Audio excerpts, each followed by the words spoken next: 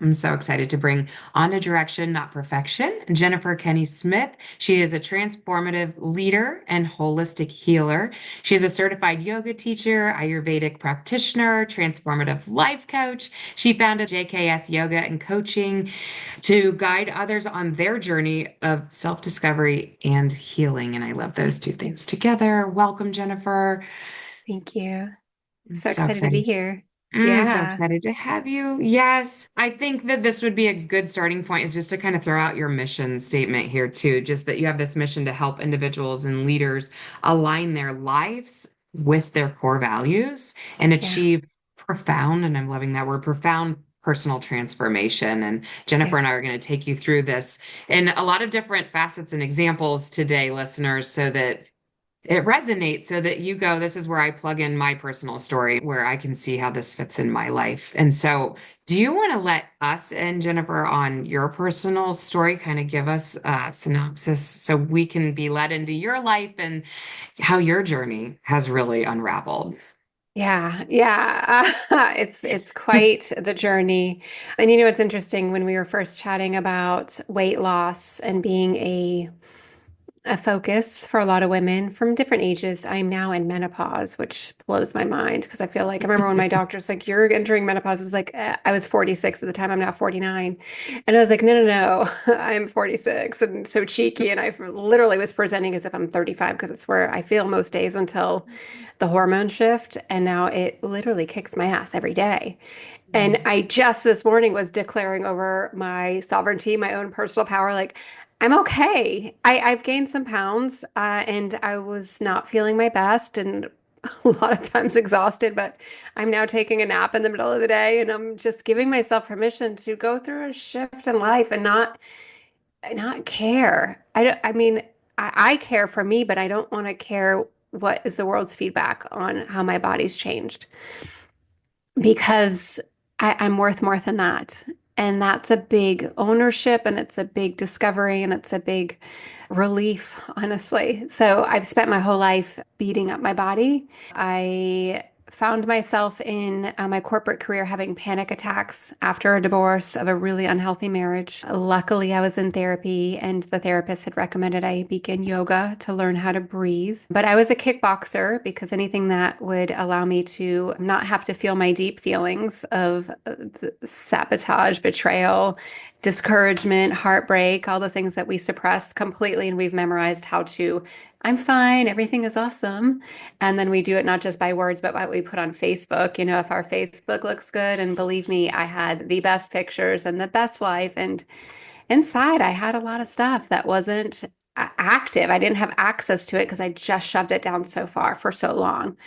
So when my therapist recommended yoga, I thought, she's crazy. I mean, if I could go sprint or go whatever the workout is, I'm the girl that did, if y'all remember the insanity workout that you're supposed to do for like 8 weeks and then be done, but I did it back to back. I also then had to have two spinal surgeries back to back because I had jammed my body up so badly. Not any part of the workout, but me. I had no limitation. I had no boundaries. The harder I went, the better I thought I felt, but completely dissociated to who I really was until I go to this yoga class. And I was reluctant and resistant, but I walked in and thank God the room was small. And when I positioned myself in the middle of the room, because I was an athlete, so I was like, I'm gonna slay this yoga class. Although I also thought we were gonna just lay on the mat and not do a whole lot, but I was gonna be the best. And so whoever was beside me, I was like, game on, I'm gonna kick your butt. I mean, I feel so badly about where I was at that this is who the woman I needed to be. But again, survival and we scarcity, and we create these personas of feeling good enough from the empty place when we don't feel like we're enough. So this is me. I roll in hot. I'm gonna like slay this class, and the heat's on. We start to move through a pretty rigorous flow, and I think, oh my God, I'm gonna throw up. Which wasn't beyond my workouts. I had no problem puking on a sprint or at kickboxing, but in the yoga studio room, it seemed like too fancy for me to be vomiting. So I thought, I should leave. I should just leave because the flow is going and the heat is intense and the music's up and the guy teaching it is putting us through these crazy transitions and I can't keep up. And it started to break me open in a way of fear uncertainty, overwhelm, disappointment, discouragement. I start to like battle myself on the yoga mat. I'm not the best in the room.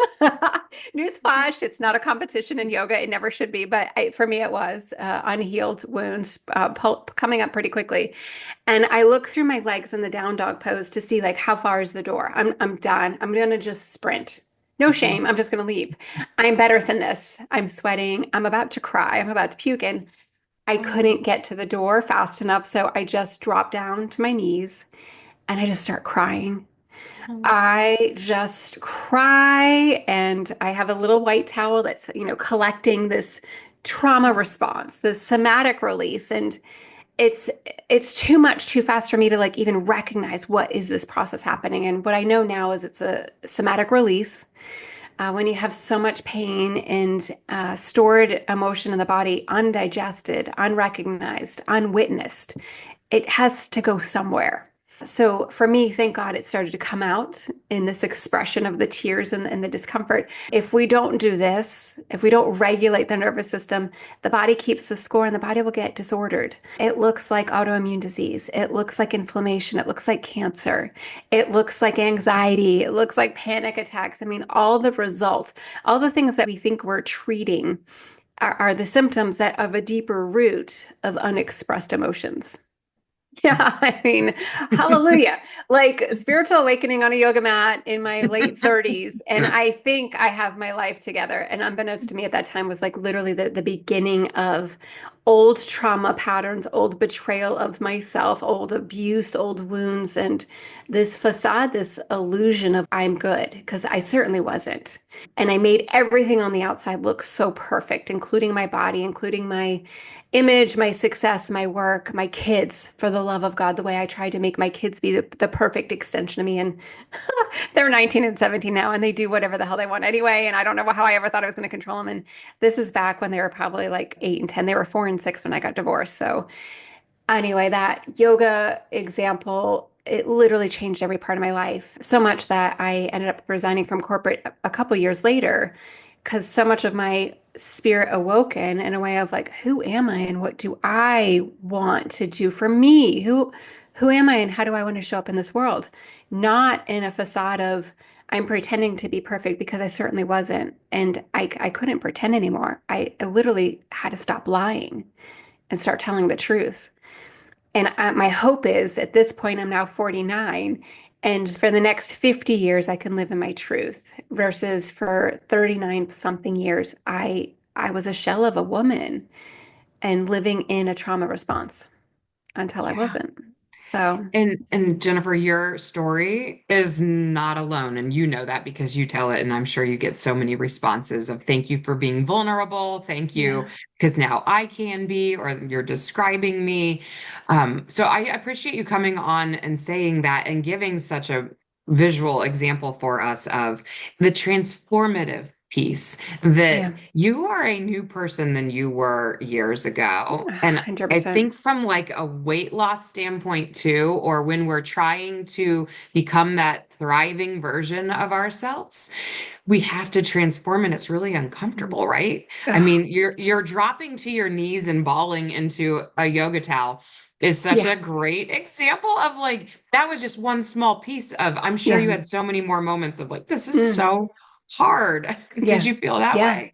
A Yeah. hundred percent. And then we just get to choose our heart though, because Mm, that's evolved in a way of I can now speak my truth. It was harder to pretend to be something I wasn't and to not speak mm, up. Like the mhm. reason I was having the panic attacks, unhealed trauma, which was triggered at a work experience, and I wasn't able to actually speak up for myself. My throat, like I would quiver when I would have to speak, which was so not who I was pretending to be. But Mm. if I had no truth in the foundation and core of the values of who I was, I was like a plastic bag, like blowing in any direction. Anyone that liked me, I'd be on that team. Anyone that would give me attention, I was on that team. Any part of my business that was successful, I was all in. But all of it was external. So coming back to shedding the things, like, we think of the leaves in the fall and it's like, oh, it's so beautiful. They're shedding, they're like letting the leaves. No, no, no. The leaf has a hormone, or the tree has a hormone that it severs its own leaf. It has to cut off the part of the tree. Why? So it doesn't draw back in fluid, water. Because if it brings in water in the winter, it would die. Mm. It has to sever its leaf so it doesn't die. You talk about transformation is it is painful until it's not. Because we stop searching for meaning outside of ourselves and we start to come back home to the authority, to the sovereignty. Like, I actually don't need anyone else's feedback or approval to be good enough. Like, hallelujah, I can wear whatever I want to wear. I can be whatever I want to be, any size, any shape. Now, hear me, we should be healthy to take care of this vessel that we've been gifted to live in. So let's do the best things we can do with the choices that we make and show up in a way that we feel vitality, we feel healthy, we feel alive and energized, except the exhaustion of menopause. Oh, by the way, that is a thing. But yeah, the transformation is absolutely brutal only when we're expecting it to be easy or when we're resisting it, when we're like, oh, it shouldn't be this hard. It has been incredibly challenging. And mine's been about 12 years now. 13. I left my ex-husband in at the end of 2011. And that's when I really started doing the deep work. Because up until then, I was pretending I was happy, which I know I wasn't.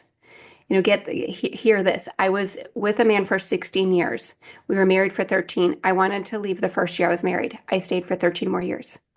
Tell me Wow. who was not telling the truth in that marriage. Mm. I mean, so how long do we betray ourselves? How long do we keep silent for the sake of somebody else's feelings? How long do we put somebody else first before ourselves? Like, what kind of life is that? And I learned that from my mother, who did that with my dad.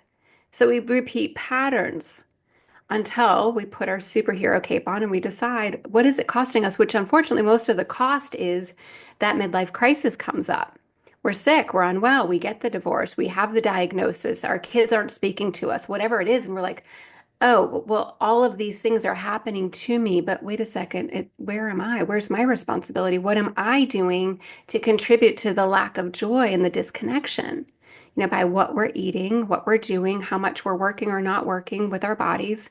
How much spiritual connection do we have? I mean, if we are devoid of spiritual worthiness and connection and love, life is pretty stale. Doesn't feel really joyful or really good. So we Right. soothe food, Hmm. Hmm. alcohol. I had to stop drinking 2 years ago because I was then numbing myself with alcohol. I mean, the transformation just keeps getting better. And then you just keep going deeper. And then you start to see yourself in the mirror and you actually get to see the woman looking back and be like, oh my gosh, I actually like you. I don't just like you, I love you.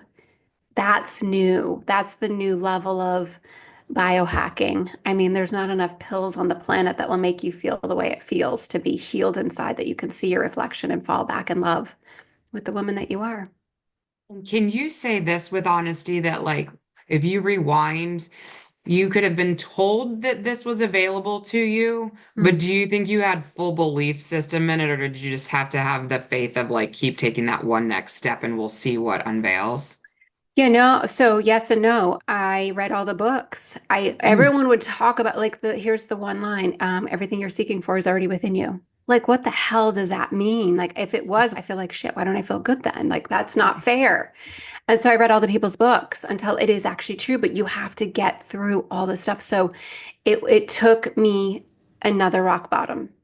It took me another peeling back the layer. I would say things like, I'm ready for more. A few years ago, my New Year's resolution was to unveil. Please, Lord, unveil the parts of me that are not healed. And Lord, that year, let me just tell you, kicked me in the teeth, just knocked me to. And who did I think I was asking for that kind of assignment? And I literally was not ready, but I was so confident that I thought I was done. I thought it was going to be Me? like expansive and so beautiful, and it was so brutal and disgustingly Like, I hard. take it back, I take it back. I quit. Yeah, so I the don't need next year, anything else unveiled. the next year I was like, can we just have a fun year? Could it be, let's be fun. Yeah. Let's be super. I need practice being fun, not so deep. But pause there for a second, because I think that people need to hear this, that we have the years where we get kicked in the teeth. I love that. Mm. And then we God. do need like a settle year. We Yeah. need to just like quit trying to learn everything on the shelf, quit trying to do all the You're, things. Like yeah. maybe just enjoy for a moment and we Yeah. can still grow in enjoyment and the peace. Yes. And then we have that feeling again, the knock on the heart's door of, uh-oh, Yeah. now it's time to It's ramp back time. up Yep. and learn again and Yeah. get kicked down a little, but it Yeah. doesn't have Because to be there's hard all the time. all the time. No. And to have Mhm. some reprieve, for example, after that really ridiculously challenging year, I went into a little bit of a hiding. Mhm. And that was Needed necessary. it. Like Hmm. I needed to just pull back, and I wasn't like hiding myself from the world, but I kind of was. In my work, I was healing, I was deeply caring, and then I got a little isolated for too long, and then I was like, I don't know how to show up in the world in a way that feels meaningful. My calling, my purpose is big, but I had to pull back and do the healing. And then after the healing year became a hibernation year, which was very different than the healing. The healing was hard, it was purging, it was lots of discovery, lots of meditation, lots of prayer, lots of crying, lots of accountability. Where was my fault in all and the things that happened? What was my responsible action? And then the hibernation was just more rest and a little bit easier. It wasn't as seeking and searching for the meaning. And then it came to neutral. If you ever study David Hawkins' book, Letting Go, in his map of consciousness, there's the lowest frequency of emotions is shame. Highest is going to be God's frequency, 900 and something hertz. So between 23 hertz and 907, we're pretty far off. We've descended, we've fallen. Neutral is right in the middle. It's like 300, I think. Love is about 500. So neutral is just like not I'm great or not it's sad and I'm hurting. It's just I'm good. I don't need to go high. I don't need to make a false high just to feel good. We think about the dopamine or the oxytocin or whatever substances there are, or whatever the marathon or the big win or how we're slaying, and also not the I can't get my stuff together and get out of bed. I'm just suffering. Neutral. So my hibernation kind of got me to a neutral place, and it scared me a little because I'm a super high performer. On the Enneagram, I'm a 3, and that's, I think, the performer and overachiever. So to be in neutral kind of felt like, ooh, I'm not showing up. This is inauthentic, but it wasn't because it was so like deeply healing.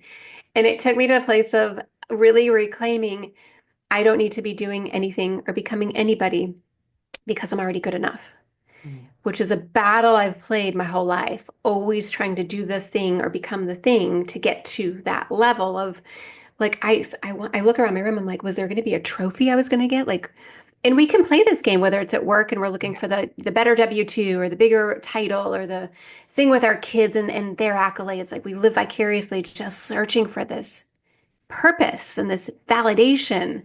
Or through weight loss, the size of your jeans does not warrant that you're a better woman.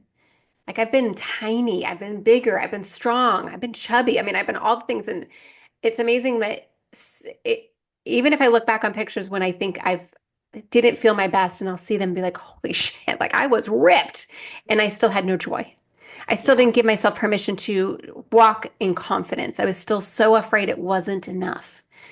And then I'm like, why do we continue to do this to ourselves, outsourcing our value? So Mhm. the Oh, and I neutral, think, yeah, neutral would feel, for me too, it would almost feel meh a little bit, but it's not a right. bad thing.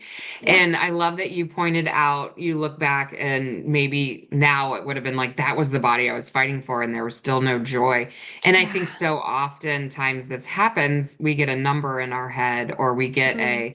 when I'm there, my relationship will get better. When I'm there, Yeah. my job will get better. And then people get Yeah. there and it doesn't happen. And it's like, oh, Well, you just move the needle. There's never the there. There never yes, ends. And then it's a right. pattern of abuse though. I mean, we're abusing ourselves because we're not deeply present and honoring all the parts of it. Like if I think back to there was a beautiful Facebook post years ago of the woman that her kids didn't have any pictures of mom in the pictures I think I because saw she that. wouldn't take or put herself in the picture because of her Mhm. size. You know, that the beach, and I'm like, me too. Like all of us. At what cost? So now I can't look Mhm. back. I mean, I have enough to remember, but Why did we ever put ourselves in that deficit and that lack of worth and dissociation to because Cosmo magazine told us we needed to look that way when we were in seventh grade and we've been trying to attain the unattainable.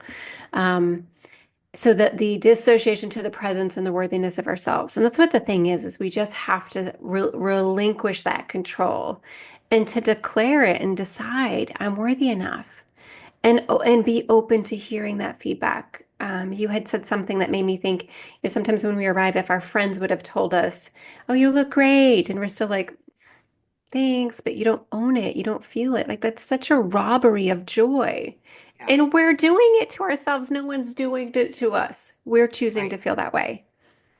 Right. For you to even say release control, I know that there are listeners going, that sounds amazing. I can't do it. I've been trying. Somebody could feel and hear out of you where they're trying to get to and still be going, I'm just hitting this wall of I accidentally keep coming back to things that have worked in the past and they're no longer working, which is your great menopause example too, or like Yeah. your great example of hitting the pavement, or yours was kickboxing and Yeah. lifting and everything hard, and what you really needed was yoga in your life and Yes. different. So again, I appreciate you painting these visuals. I guess, can you give us a little hope of, I know you had your moments where it just released for you, or maybe your therapy actually was a huge piece. How do you think you kept evolving and pulling back onion layers? Where did the momentum and motivation keep coming from? So there was this constant still desire for this external affirmation. I mean, I was looking for love in all the wrong places. I was a love addict from codependency. I'm a child of two alcoholics. I was in a very unhealthy physical, mental, emotional, unstable marriage. When you come out of 18 years with my parents and then 16 years with him, completely unhinged. And I didn't even know. I mean, my therapist said, "You're textbook codependent." I'm like, "I'm not an addict." I mean, I was so defensive. Like, that's the person on the street, in the ditch. Like, that's the codependent. I am better than that. But what I learned is I am literally textbook codependent. And it manifested in the first form was love addiction. I looked for love and validation from men and was an anxious attachment style. The man would be the avoidant, so there would never be enough of a connection. It was obsessive. That was probably the hardest addiction for me to heal from when you're chemically addicted to a person's feedback. It took me years to break that. And that was through the yoga, through movement, through a lot of spiritual, just prayer and conviction of this isn't for me. Like there has to be a better way. Some NLP, so neuro linguistics, pattern interruption neural pathways, healing my brain comes with. I did EFT for tapping. I studied a lot with Tony Robbins. I mean, so I really dove deep into any coach that sounded like something I needed, I invested in. I have invested a ton of time and a ton of money because my rock bottoms, the God's honest truth is there was a day I wanted to drive into oncoming traffic. It was so bad. And it wasn't an ability for me to recognize, well, if I died, I wouldn't see my kids again. The pain was so big, nothing mattered but how do I stop the pain? Thank God that didn't happen. And I was able to say, what is this really about? What is the voice in my head that's stirring up enough to affirm and keep me in the pattern of pain? And how can I heal that? So find the right coaches, and it's not one because we get better and then we find a new route and then we get better. So it shifts just like why the strength training might not work the same or the diet might not work the same because we're not the same. Hallelujah, we can change. And sometimes that change isn't always forward. Right. So I've gone sideways, I've gone backwards, I've stepped forward, I've pivoted, I've fallen down. I mean, the rock bottoms have been so ridiculously brutal that there was no other way but up. And the only way up was by choice and finding the next coach, the next teacher, and it doesn't have to be huge programs. It could be books, it could be podcasts, but doing the work. Like if you're listening to the book on Audible and she says, okay, go to the notes page and do the assignment and you didn't buy the book, go buy the book. Like we have to do the work. So it went from a lot of physical trauma had to be released and truth telling. I had to be radically truthful about what it really was. I mean, when I went into therapy, I remember my therapist saying, here's your worksheet on abuse. And I was like, I wasn't abused. I literally convinced myself that there was not abuse in my life. There was plenty, and until I could what was called minimizing, until I could stop minimizing it, because it was just a protection of the ego, protecting me, so I didn't have to go back and remember and relive those things. I loved inner child work. I hated it at the time, but in hindsight, inner child work, if you find a therapist that helps with that, I mean, most of our pain in adulthood was rooted in childhood trauma. And it doesn't have to be here. I used to say things like, my dad didn't put cigarettes out on me. He didn't. And I wasn't, my uncle didn't try to have sex with me. Like I literally had an idea of what was abuse. Mm. And I defended what it wasn't. And then once I learned to witness what it was and make peace and heal what happened, as a woman today, I'm no longer a little girl who was hurt. I can heal that little girl in real time. So, investing the time in the programs, the coachings, and even if it's just there's so much free stuff on YouTube. I can't say everything's great, but go with your intuition, go with your gut. And if you're seeing progress, that's progress. So, how do we know that there's room to grow and heal? Is to your point, if there's a part of us that's trying to control these outcomes, that has such an identity wrapped around just the way you look, there's something unhealed that needs to be addressed because that's not a healthy life. If you're being taken from the joy of being in a body that you get to be best friends with, that you get this body to touch, to kiss others, think of us, our physical, our movement, we get to walk, we get to run, we get to ride a bike, like all the places we've been, all the things we get to do in this body. And if we're so devoid of love and connection to it, the only one responsible for the disorder is you. So, what caused you to fall out of love with yourself? And go back and find those moments. There's probably hundreds. Go back and find the times that at some moment there was enough of a maturity of ourselves that we stopped defending ourselves. Maybe physically we had to, maybe energetically we were forced to. And it's things like go to your room, shut up, I'll give you something to cry about. These patterns of control from a hierarchy of the authority of the parent in the house or a coach or a teacher where we just stop fighting back. And I'm not saying that it would have been different if you did fight back, but you're a woman now, and now you can heal that part of you by reclaiming that power. We were disempowered at some point in life and we let go of the power, and that turned into the betrayal of the self. That turned into the abuse and the patterns of the abuse of the body, the mind, the heart, and the spirit. And at some point, we have to say, enough is enough. I have to heal me.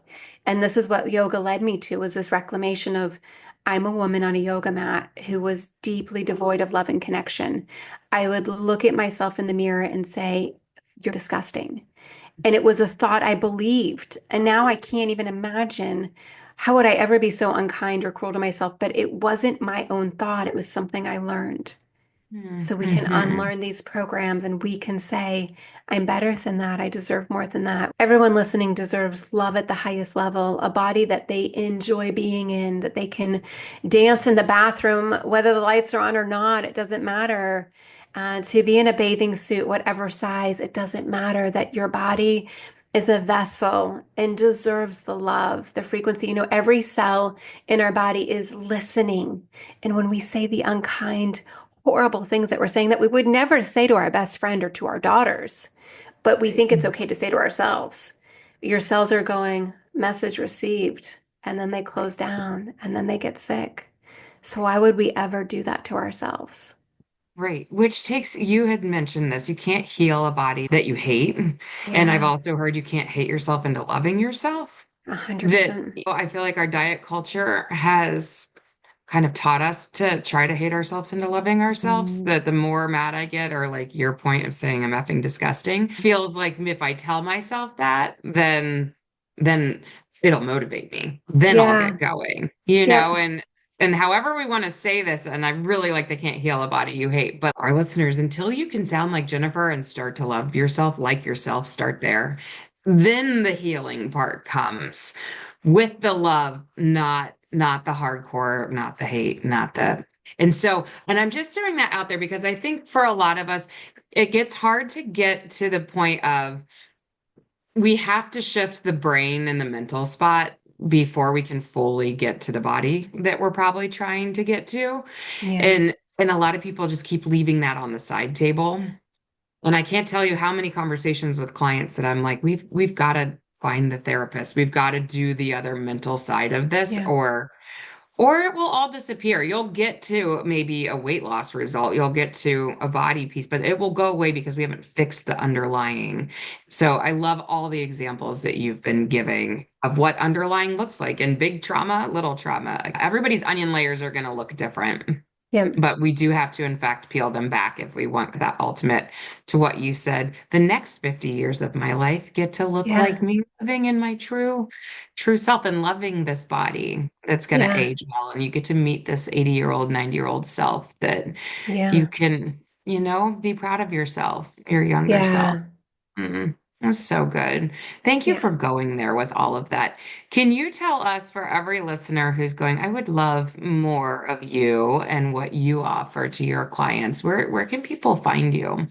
Oh, thank you so much. And thanks for allowing me to speak the truth. I mean, I don't know how to not go deep after all I've been through. And I don't want any other woman to ever not have tools or have somebody out there that they can look to that says she did it because there was no other way. The only way Right. through is through. We have to do it. So JKS Yoga is my website, www.jksyoga.com. My Instagram is at jksyoga_coaching. And then on LinkedIn, my full name is Jennifer Kenney-Smith.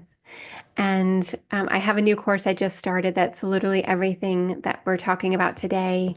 The program's called A Return to You. It's a deeply healing, very spiritual, because I believe this soul living in a body is a spiritual being, wanting a spiritual experience. And when we fall away from that, and that spirituality is the language of love. And when we are devoid of it is when the suffering really expands, and we get to choose and look through the lens of when did these things happen, and what is the meaning behind it, and am I done with these old definitions, and do I want to evolve into a new version of me, and an honoring of what's happened. We're not going to pretend these things didn't happen. They shaped us, but then how do we want to be empowered going forward?